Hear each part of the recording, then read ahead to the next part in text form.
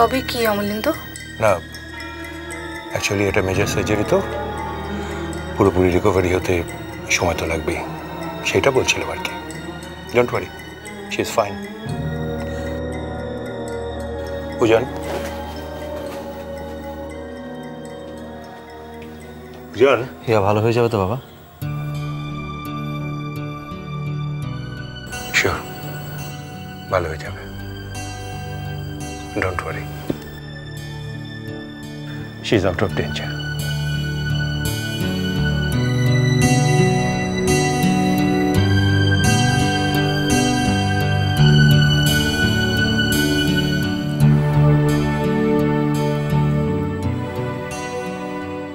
এই জন্য অপারেশনটা আমি করতে চাইনি।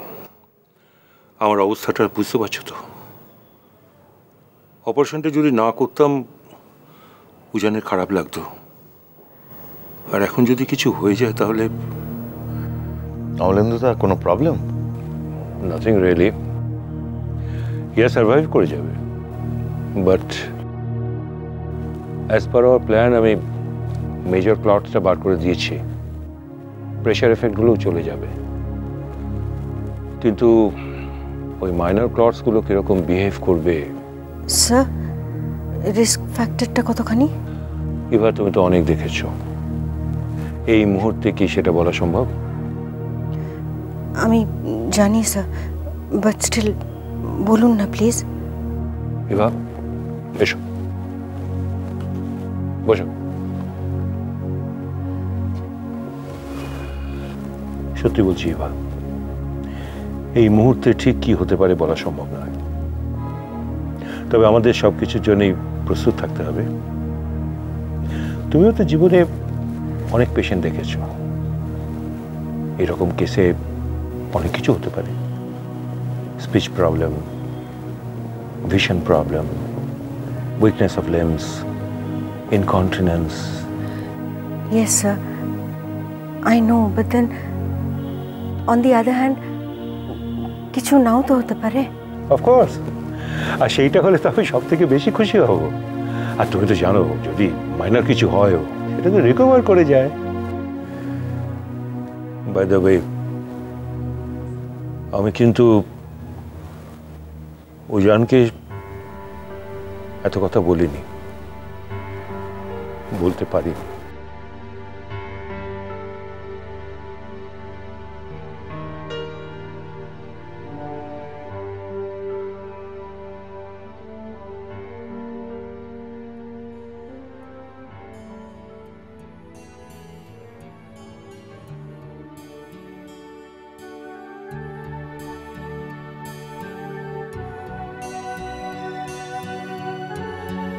আমার কথা শুনতে পাচ্ছ হিয়া?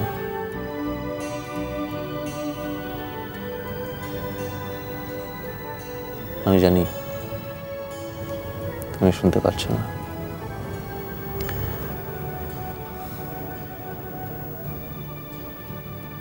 তাও আমি তোমায় বারবার ডাকছি। যদি একবার সাড়া দাও, একবার তাকাও,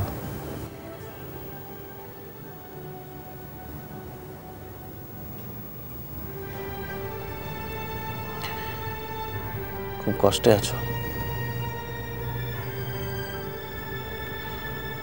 জানি, তবু কিছু করতে পারছি না।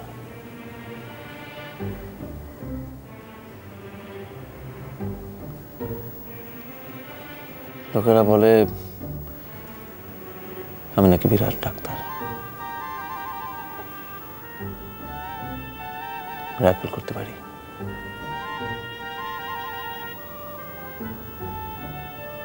কোথায়?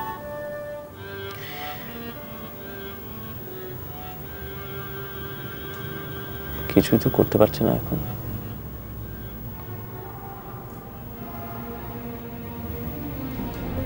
কি করতে পেরেছি?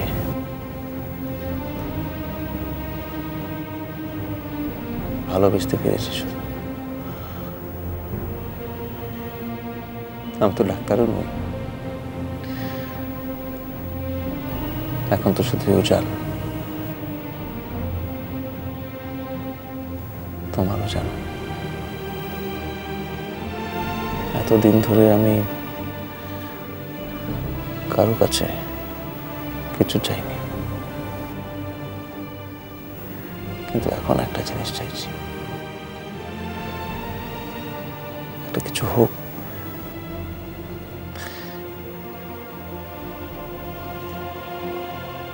একটা মিরাকেল।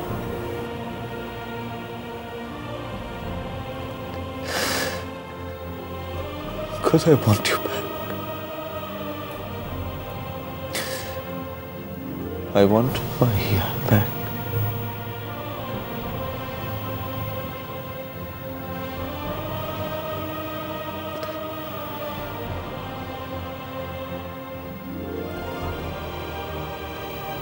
Yeah.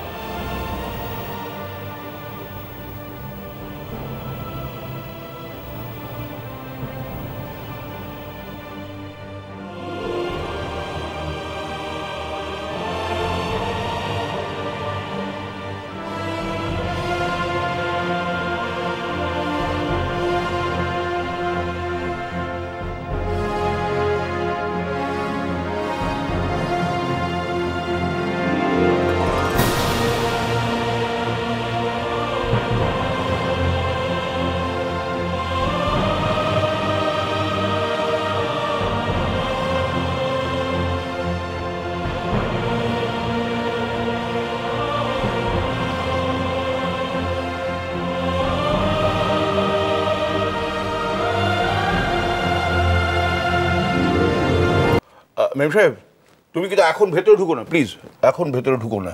না রমেন, আমাকে তো একবার যেতেই হবে। আমি না ওকে একবার কাছ থেকে দেখে আমি চলে আসবো, আমি থাকবো না।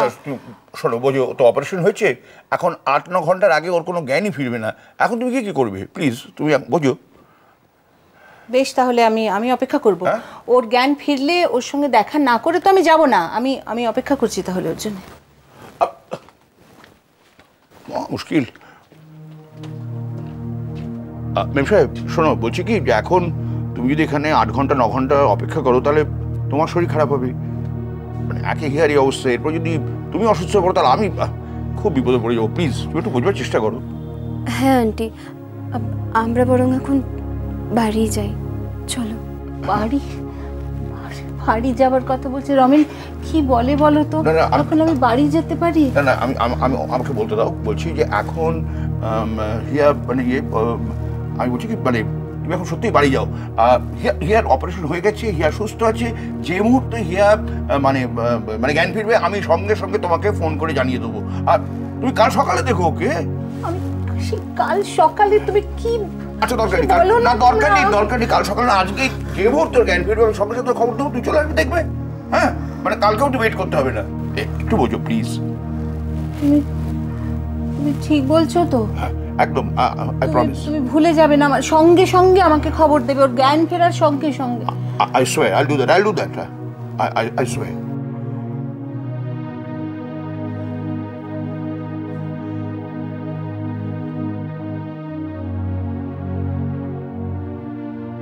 তোমরা কেউ বুঝতে পারছো না, আমার সব মনে আছে রমেন। সেই 1 যুগ আগের কথা। আমার অ্যানি যেদিন ঘর ছাড়ল, আমাদের সবাইকে কাঁদিয়ে একা ফেলে সে চলে গেল বহু দূরে। আমার কথা একবারও ভাবেনি। সেদিন তুমি আমাকে ঠিক এইভাবে সান্ত্বনা দিয়েছিলে। আজ আমার আরেক মেয়ে হিয়া দেখো আমাকে ছেড়ে চলে যাচ্ছে রমেন। তুমি আবার সেই একভাবে আমাকে মিথ্যে সান্ত্বনা দিচ্ছ। আমি তোমাদের কাউকে বিশ্বাস করি না, কাউকে বিশ্বাস করি না আমি।